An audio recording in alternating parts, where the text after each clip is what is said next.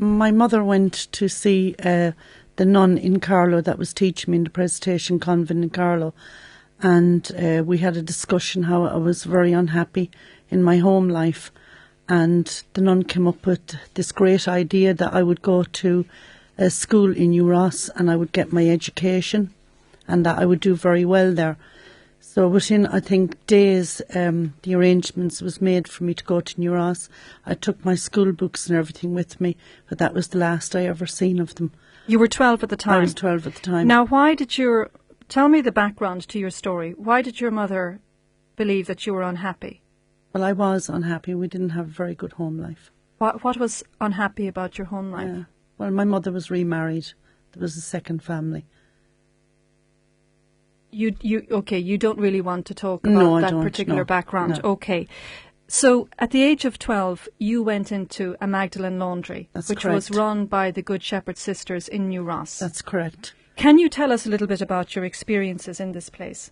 Well, the experience, the first day that I went in there, I knew there was something wrong when I couldn't understand that why was I being shown around a laundry, and why was the farmer, the man that worked on the farm, measuring me and to make a box for me to stand on so that I could reach up to the calendar where you do the sheets, where the sheets go in to be ironed. I just couldn't understand why all this was happening. My name was taken from me and I was given a different name. I was given the name Francis. And then I was taken over that evening and showed where I was going to sleep, and I met some young girls, but I was told I wasn't to talk to them, that they were very bold girls. And then when I was brought down to the Magdalene Laundry the next morning to work, I was told not to talk to the elderly ladies there, that they were Magdalenes and I wasn't to speak to them. So I found it very frightening. I didn't know what was happening to me. If you burnt your hand or anything and you complained about it, you never got a bit of cream or no sympathy, or you just had to go to bed in that pain and you wouldn't sleep. You'd be very tired the next morning. Many a time I'd wet the bed because I didn't know what was happening to me, and you'd be brought back over to carry the mattress around the yard to make sure it got dry. And what was daily life like in this place? It was horrible. Just horrible. You never had a conversation with anybody. You weren't allowed to talk to nobody. You weren't allowed to communicate. It was just horrible. Work. Up till 5 o'clock you had your tea, and then after that was work again. It was doing rosary beads and iron sweaters till about 8 o'clock at night. What time did they get you up in the morning at? I'd say it was about 5. 5 o'clock in the 5. morning? I often heard a nun saying, come on, it's 5 o'clock. And would you start working from early on in the morning? I'd start working. Some mornings they'd even put polishers under your feet. There were a little bit of blankets, and you'd polish the corridors before you'd even get anything to eat. And then you were taken down to this large laundry area where you were expected to wash laundry. No, I didn't wash. What I done was that there was 2 women sorting out the sheets. You picked up the sheets and you put it through a great big steam calendar, they used to call it, a roller, and you had to put them through that. It was very hot. It was humiliating. It was really horrible. And you could barely reach. And if you said you spoke and just said, look, I'm not able to reach, I have a pain in my arm, you got no sympathy. More than likely you got a thump. I often got a thump for just saying, look, my arm is sore, I'm not able to do this. Because all the women in the laundry were older than I were. I was only the youngest there.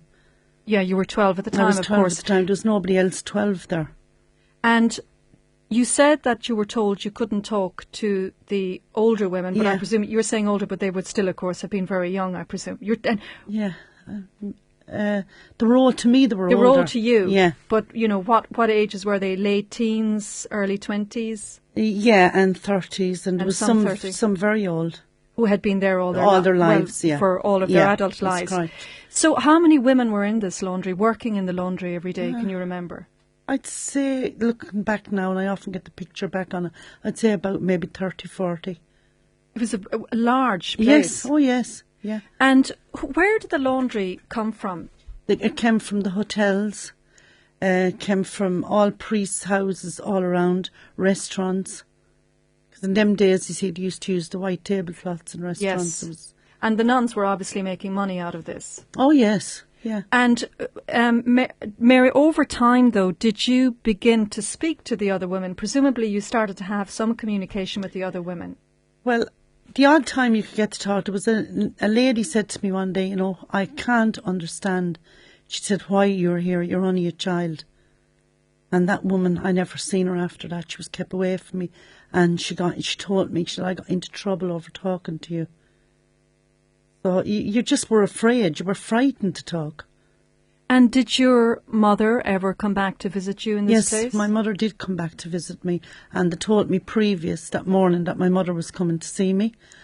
And I happened to make one big mistake. I said that I was going to tell my mother that I wasn't going to school, and I got very badly thumped into the stomach and was told that I wouldn't tell my mother that I wasn't going to school, and my visit was supervised. So I couldn't get to speak to my mother on her own. And how long did you spend there altogether? Nearly 2 years. And they were closing down, started to close down, and then we were sent, had to go to a laundry in a thigh. I wasn't allowed to come back. I asked to go back to school.